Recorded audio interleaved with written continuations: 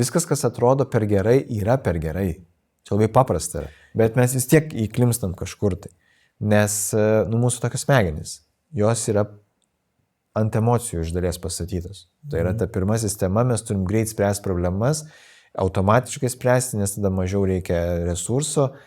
Ir šitoje situacijoje norisi labai greitai spręsti tą diskomfortą, kuris kyla. Man kažką reikia dabar padaryti, nes jeigu ką uždarys, ten, nežinau, išjungs mano Google anketo, ten viskas mano yra, ten man dabar reikės kažkam kažką sumokėti.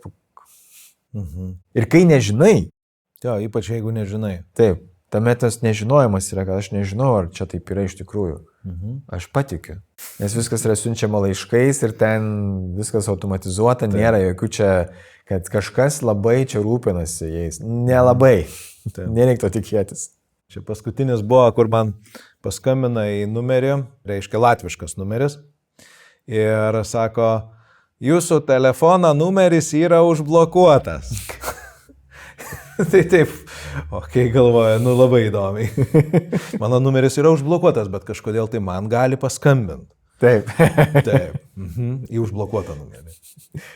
Tai Iš Latvijos. čia kai kyla tokių idėjų įtarimų, tai ir toksai, baigiam skambutį. Taip. Bet čia kai kuriems žmonėms sukuria tą grėsmę. Čia nebent yra kažkoks smalsumas ir norisi pažaisti šitoj situacijai, nes aš tai sakyčiau, kad mums reikia visiems saugoti savo tą laiką, to laiko nėra čia daug, kad mes žaistumėm. Jeigu tikrai noris tuo metu, nežinau, einu pasivaikščioti, man skambina, turiu laiko, nes, vietoj to, kad eisiu, galiu pašnekėti tikrai. Bet jeigu ten kažkur dirbu, kažką darau ir man ten paskambina ir iš karto ten man rusiškai sveikinasi, aš tiesiog padedu ragelį ir užblokuoju numerį tiesiog ir viskas. Ir žmogus gali pateisinti, jis laik pateisins tai, jeigu norės kažko tai, kas jam. Jeigu žmogus nori, pavyzdžiui, daug pinigų išdirbti, jisai pateisins, kodėl jisai pasirinko vieną ar kitokį dalyką. Ir sakys, jo, bet čia viskas buvo geras, čia geras dylas buvo. Aha. Viskas, kas atrodo per gerai, yra per gerai. Čia labai paprasta yra.